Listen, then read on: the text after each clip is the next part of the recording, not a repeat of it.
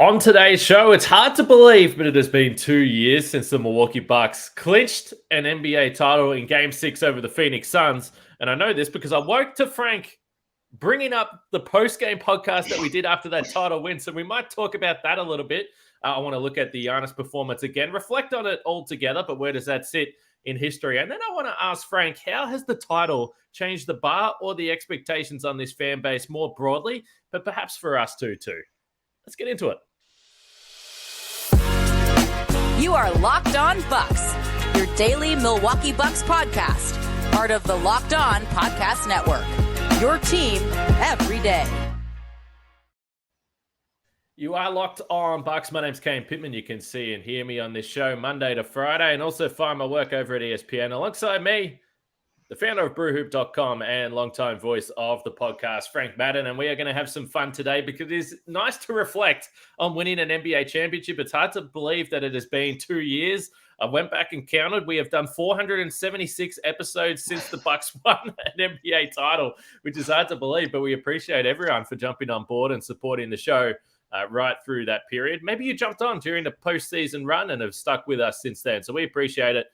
Drop a comment, a like, subscribe, review, rate, do all those things because we appreciate it. It helps continue keeping the show growing and more people can find us then and get involved. And we want to hear from everyone today. Get in the YouTube comments and tell us your stories from Game 6 because there's been a bunch on Twitter already so far. It's cool to see people reflecting what they were doing, where they were, even some people reflecting where they listened to this podcast when Frank was out in a car park somewhere in Milwaukee and who knows what was actually happening. I was in lockdown in Melbourne and wasn't allowed to see a single human soul outside of my apartment, so it was a very weird time for everyone. But firstly, 2 years, pretty wild that it has gone by. To me, it feels relatively quickly, and I pulled up the box score. I was watching highlights tonight, but even to this point, when you go back and watch it, a night that I did not believe in my, at that point, around 18, 19, 20 years of watching the Bucks, believe would happen. I just did not think that it was possible that we could get to that point, Frank. Yeah, it's funny to, not every year we go through this process in June and July of marking the anniversaries of like the biggest games that happened during the title run, whether it's, Nets game 7 principally, but Nets game 6, right? Chris Middleton, 38 points in that game. Yep. The Giannis monster game 7 and the overtime win.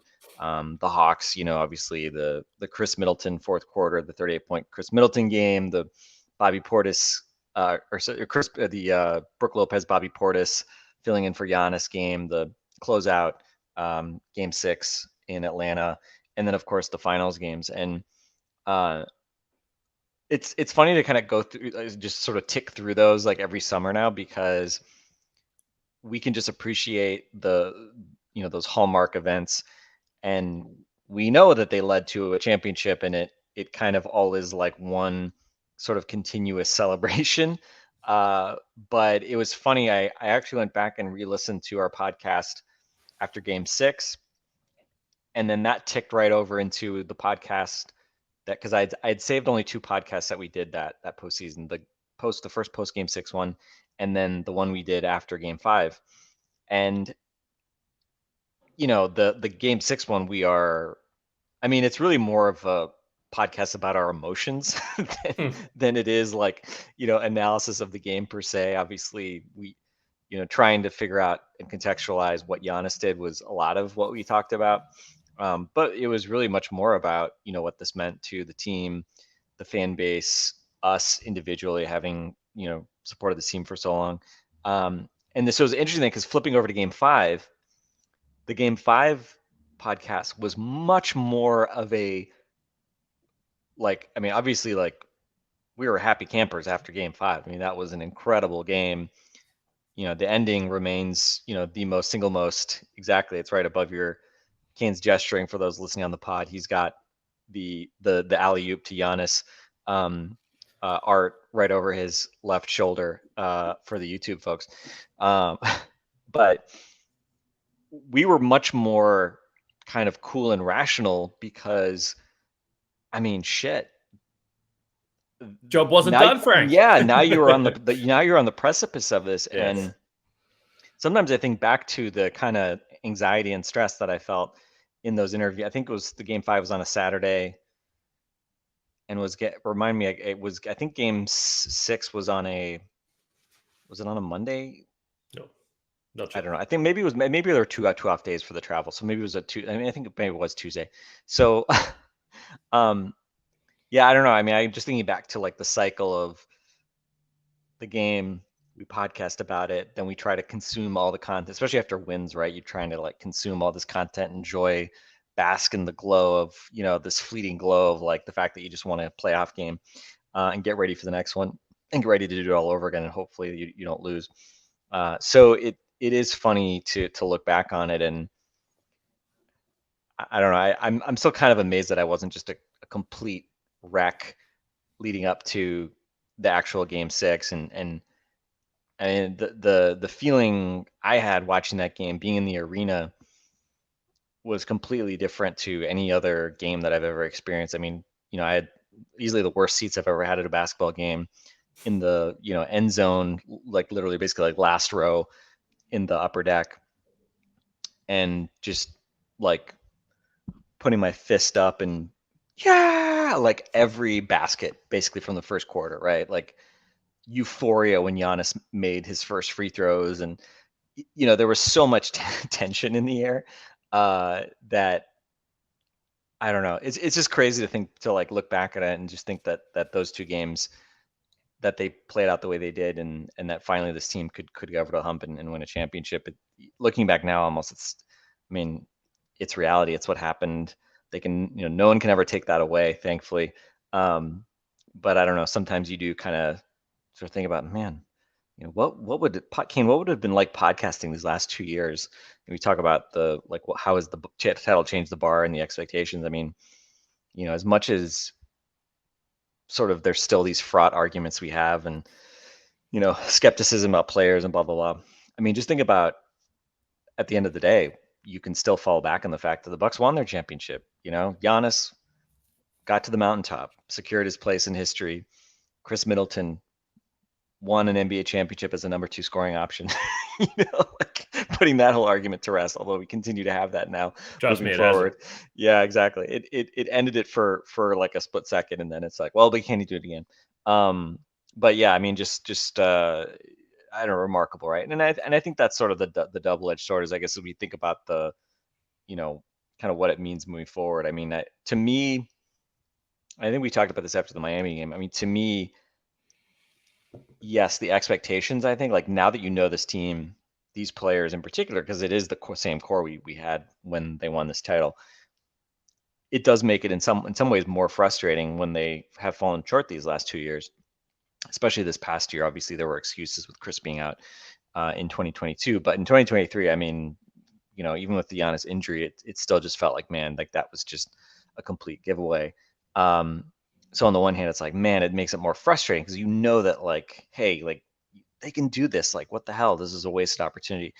But to me, I always just come back to the fact that, as you were alluding to, like, growing up, I didn't think that the Bucks would win a championship. I didn't think the Bucks would have a player like Giannis, and to have sort of this all-time player, all-time performance, and championship, that the process of going through it, the emotions, the way that it brought the city and the broader global fan base together, that can never be replaced. Like, to think about, to even dream about that stuff, in the abstract beforehand, just kind of felt odd. So to me, I can always fall back on that, and again, maybe that means I have a lower bar than some, who say, like, well, they should have won more championships and they should have 2, or blah blah.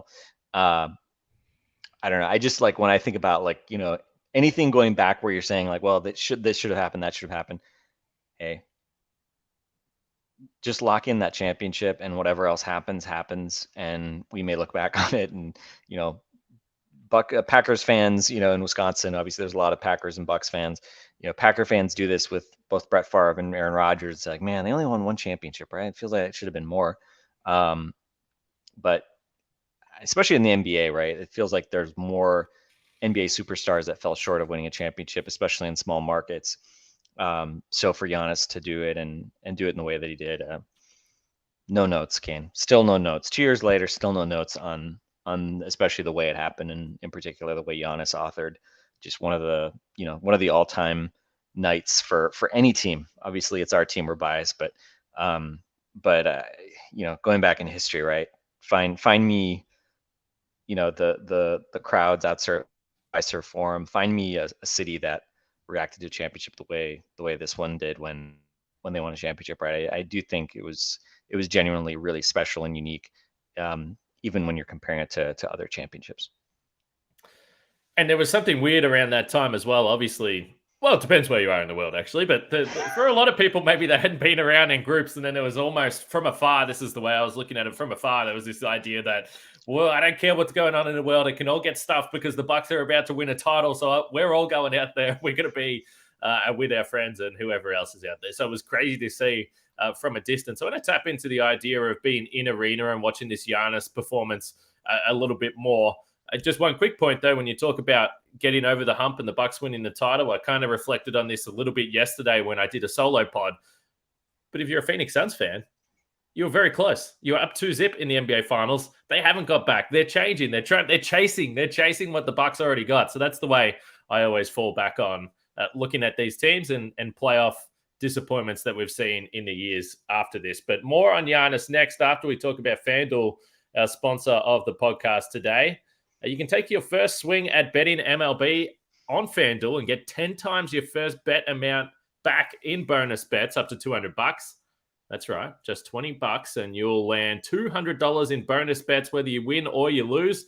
That's $200 you can spend betting everything from the money line to the over or under, or who you think is going to hit the first run and by the first home run. And I mentioned this on yesterday's pod. Yes, this is about baseball, but the over and under for Bucks win totals at FanDuel, 53.5. So you can check that out as well. This is all on an app that's safe, secure, and super easy to use. Plus, when you win, you get paid instantly. So sign up today and visit FanDuel.com/lockedon to get up to $200 in bonus bets. That's FanDuel.com/lockedon. FanDuel, official partner of Major League Baseball. All right, we have something to plug. There is an event tonight, Friday night, if you're in Milwaukee, at Cooperage. We're talking about Game 6 of the NBA Finals, and if you listen to this podcast and you're just highly fired up, but you want to watch the game again with Bucks fans, then get to Cooperage tonight. Doors open 6:30. Game starts at 7:30. It's free to get in there.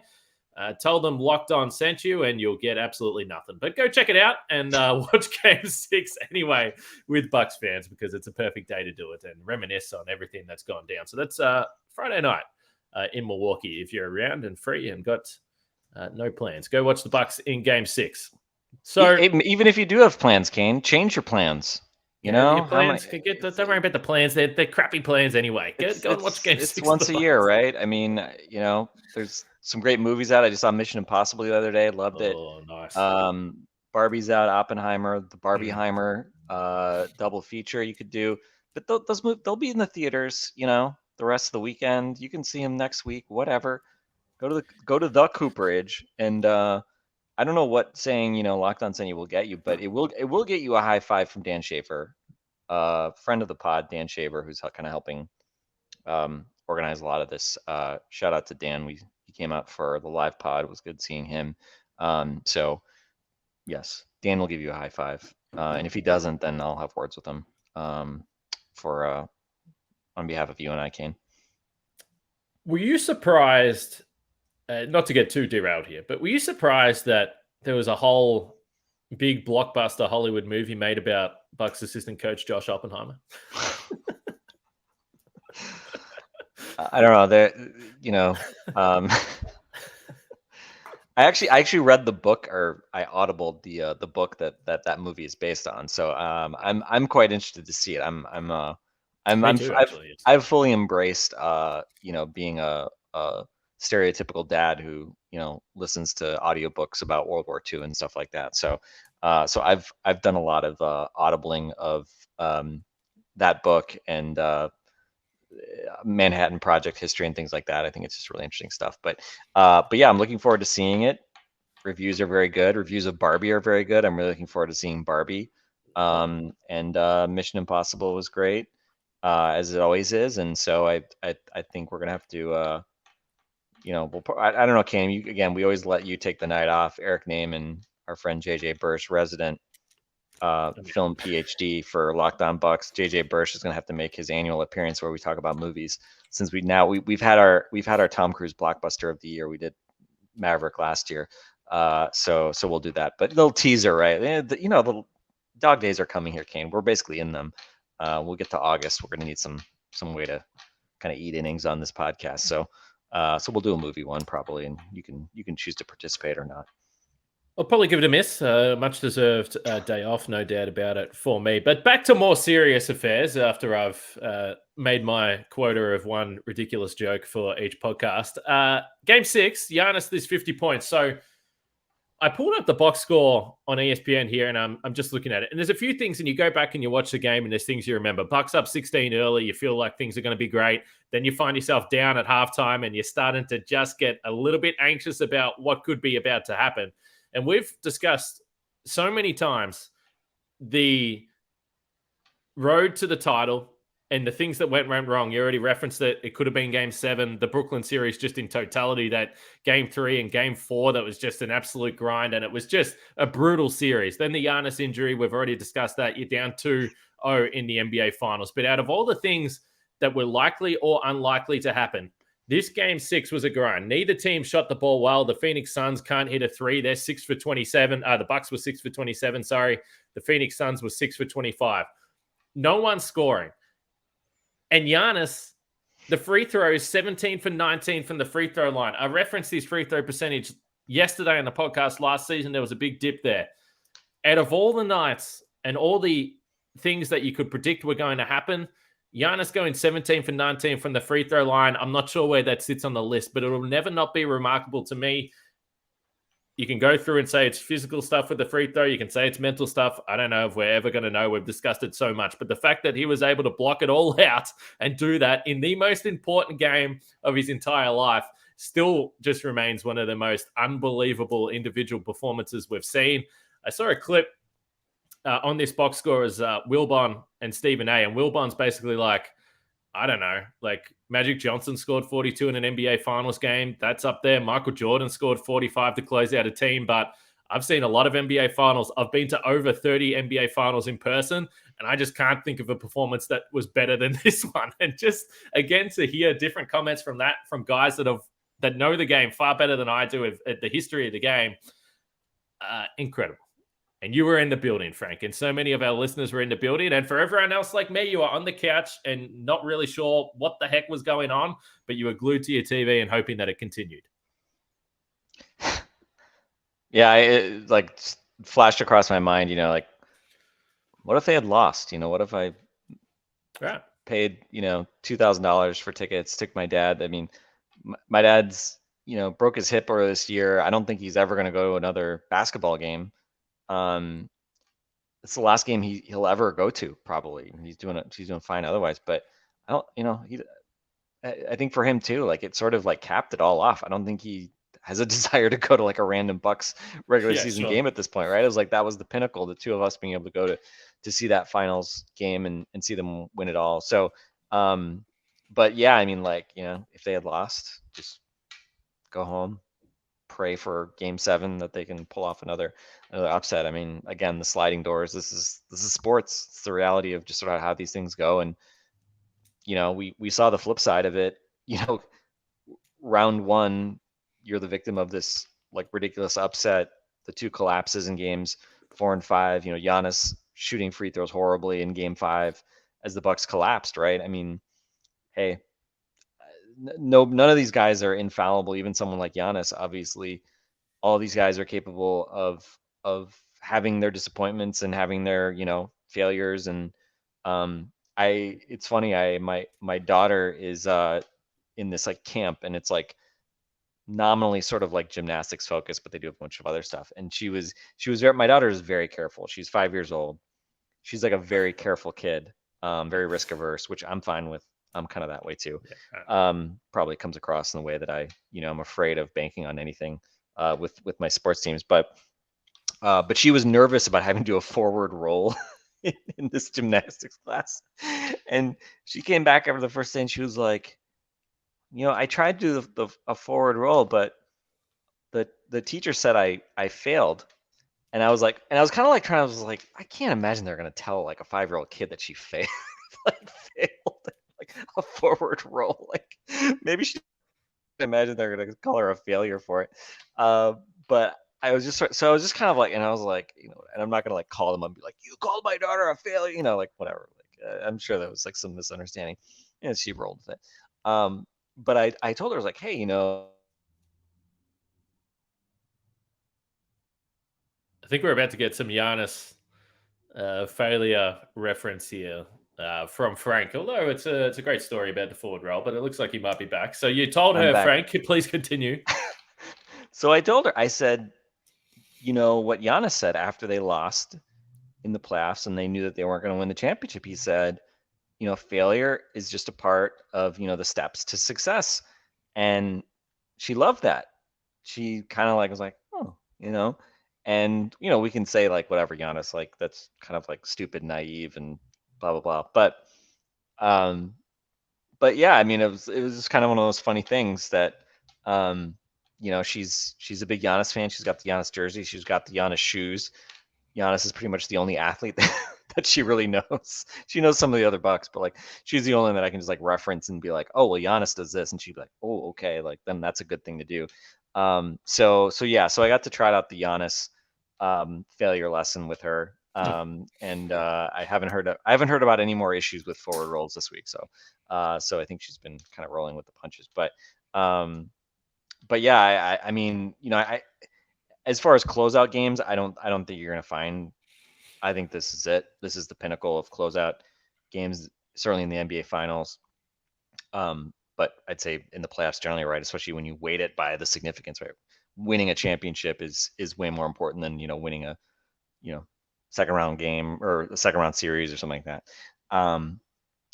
But yeah, I mean, I think the only thing you look at is maybe like I remember. I mean, I saw Jordan score. I think it was 55 against the Suns in the third championship that they won in the early 90s. I was watching when he hit the was it 6 threes, I think, in the first half against the Blazers and have 35 points, finals record.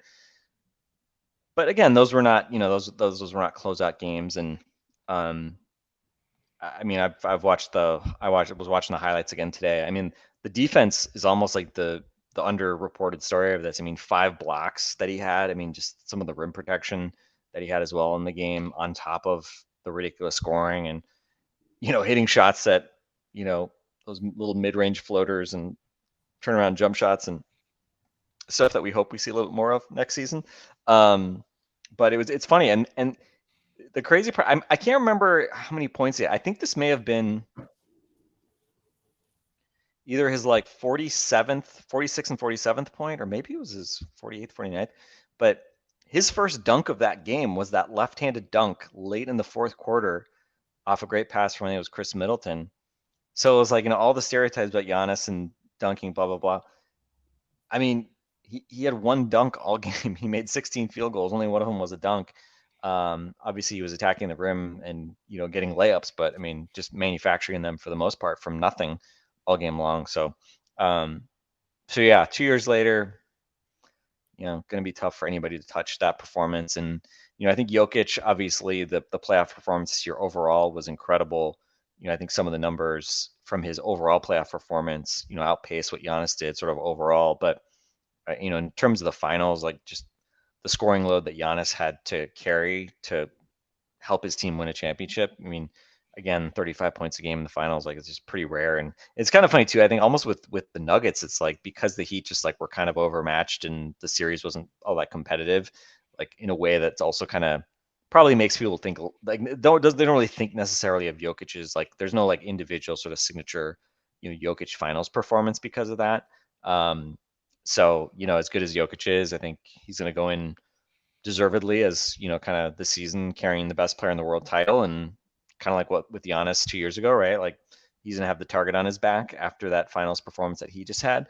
But, that's okay.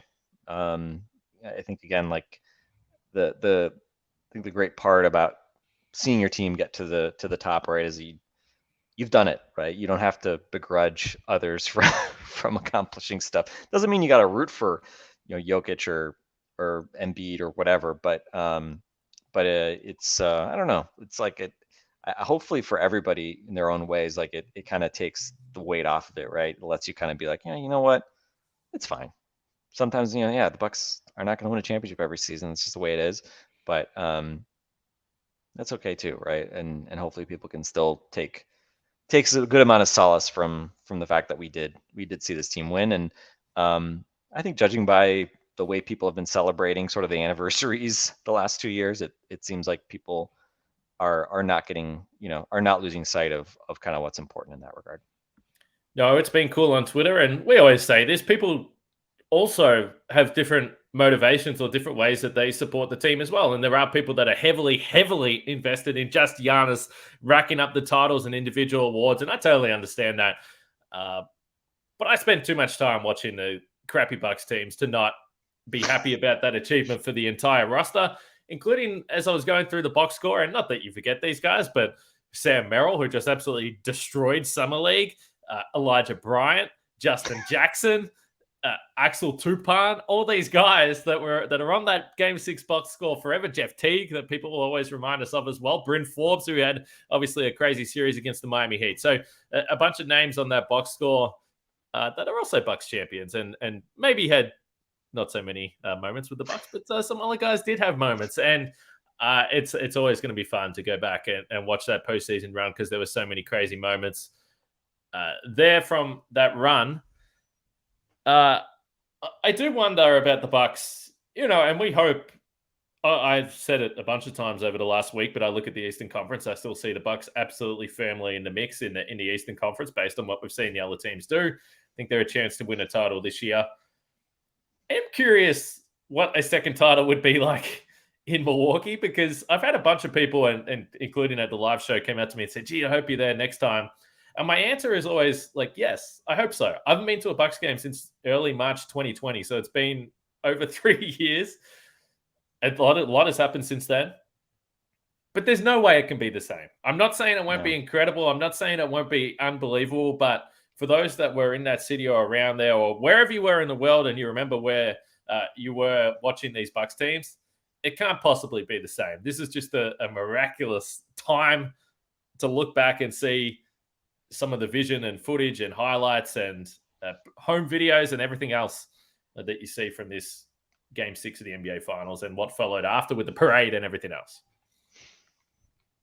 Yeah, I mean, it's funny. I think, I was joking about our annual movie podcast, and the last one we did a year ago, our friend JJ Birch actually made the comment that he was rooting for a second title, like almost more from like a Giannis legacy standpoint. Like that's what really was sort of at stake, versus like just for the Bucks to win another championship.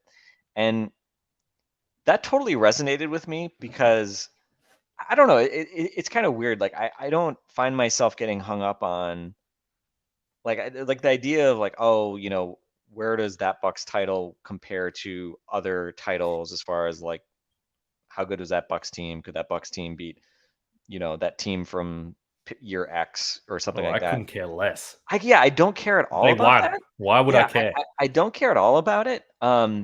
It doesn't really matter to me that that team is thought of in terms of like historical importance or whatever. Because I think if because we got to experience the elation and the joy of winning the championship, like that's all the validation that's really needed, and to me, the real like kind of validation and legacy and all that stuff to me is the Giannis piece of it, right? And so even though I've always been a Bucks fan first and foremost, I think Giannis and his legacy is sort of like the proxy that I do think about, and that I do, I kind of like want that championship the most for, first and foremost, Giannis, but then secondly, for Chris and Drew and Brooke Lopez to be multiple time champions in Milwaukee, would be incredible, right? And there are so few teams that could compare to, a small market team like the Bucks winning 2 titles in a short period of time. And yes, obviously the Spurs won 5 over, essentially whatever it was, 15 years or so. The Bulls obviously won 6 in a decade. So it's not like anybody's saying that the Bucks are going to compare to those teams if they win one more championship. But I do think it puts you in a very, elite group, right? And if you talk about legacy, like, well, if you win 2 in the span of 4 or 5 years, then even if whatever you were in a 67 win team or all-time great team, all of a sudden like there is something really there. So that would be obviously just very cool to be able to say like, yeah, I mean the 2 title teams and let's compare the 2 title teams, blah blah. But I agree. Compared to you can never top going from 0 to 1 championships. There's just no. I mean, and again, and people will say like, oh, winning the second one's harder, blah blah blah. It's like, nothing was harder than winning that first one was so hard, especially the journey the Bucks had to go and the emotional highs and lows. Giannis injury, some of the gut punch losses. Especially in the Brooklyn series, going down 2-0 in the finals, and in the Brooklyn series. I mean, that it's hard to think of a championship that would be less emotionally taxing, or sorry, that would be more emotionally taxing than that one. So yeah, but that said, I'm all for a less emotionally taxing title run that is perhaps a bit anticlimactic. That's totally fine with me. We'll still feel appropriately climactic about them if they can win another championship, and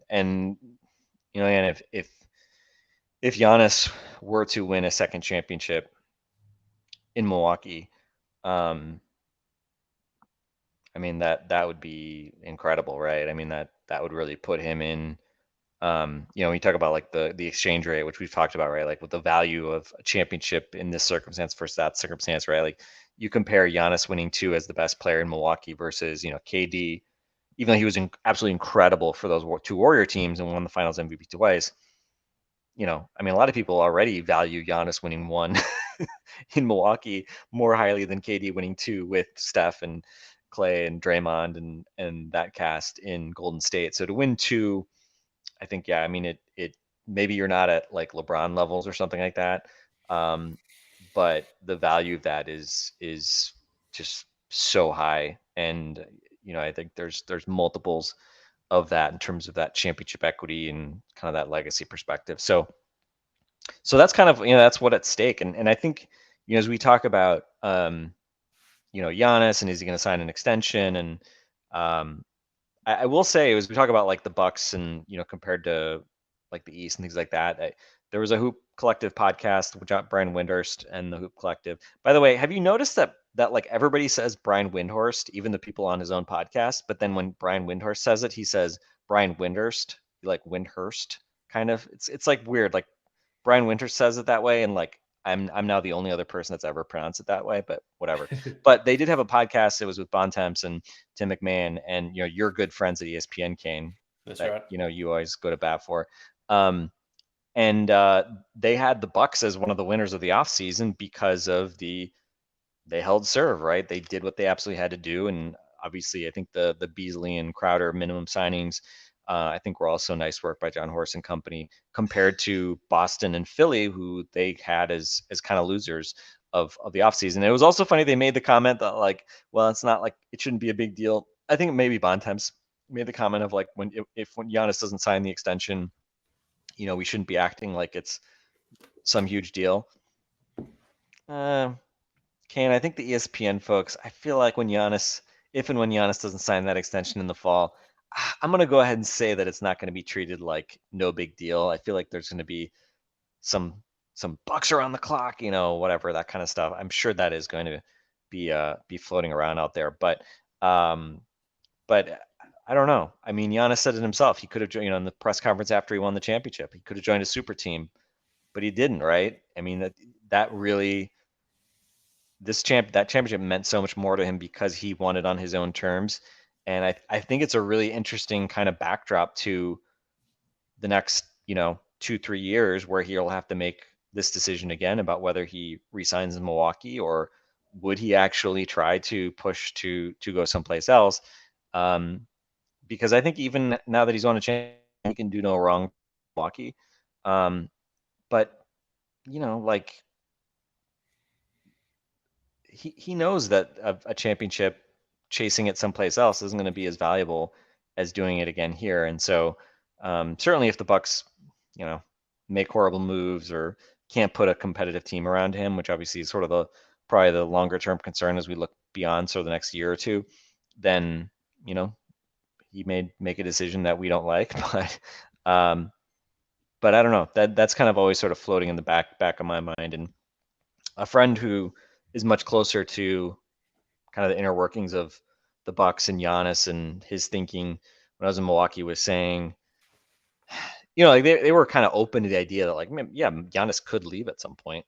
But I mean, he made the comment as like he really does, like, people are always going to focus on, like, going to LA or Golden State or the Knicks or something like that. And like his point was, that's really not the way, like, Giannis, like that's not really the lifestyle that Giannis craves. Like he's, he just wants to kind of hang out at home, have a quiet life, be with his family, play basketball, get to focus on that. And so I think, like, it's not to say that there aren't places that he may eventually, be open to going to. But I don't think it's necessarily going to be the glitz and glamour stuff that ESPN maybe would speculate that he would chase, right? I don't know that Giannis craves, like, being the savior of the New York Knicks franchise or something like that, especially if he's, in his early 30s or something like that. But whatever. Let's just win another one here, Kane. Let's just this is, I think, the best thing for everyone. Just win another championship in Milwaukee. Everybody can go home happy, and yes, maybe it won't be the same euphoria of the first one, but I think we would enjoy a second championship just the same, Kane. I think we'd be okay with that. I think we would.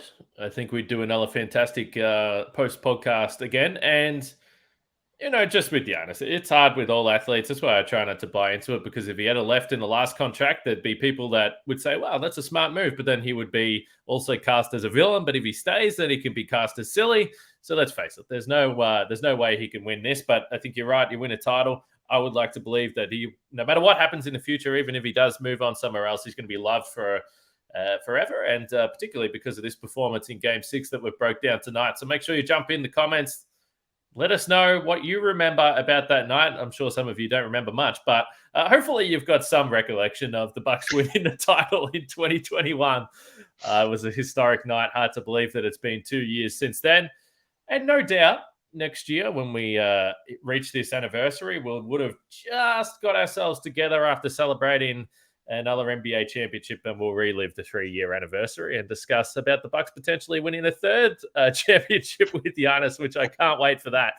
So get involved in the show. Like I said, drop a comment, a like, subscribe, review, and all those things. We like to have some fun. And tonight, on a pretty special anniversary, this has been a good podcast. Go back and check out the post-game podcast if you can scroll back and find. I tweeted it out. Well. I tweeted it out. Just Twitter.com/FMaddenNBA. Scroll down a little bit. I tweeted out the Apple Podcasts and Spotify links, and we didn't have YouTube back then, so you can't look at us talking about it. But I think you get the idea. I don't know anybody's going to be too worried about that. No, that's exactly right. A fun night was had by all, and so was this podcast. It's nice to go back, particularly in the off season here, and reminisce on times gone past. We still need to continue to break down the roster next week, so we're going to be back. More on the rookies, as I promised. We'll have some guests come on the show and we'll break that down. But make sure you continue to let us know what you want to hear and what you want us to talk about, and potential guest ideas, those types of things. We take all the feedback for Frank and myself.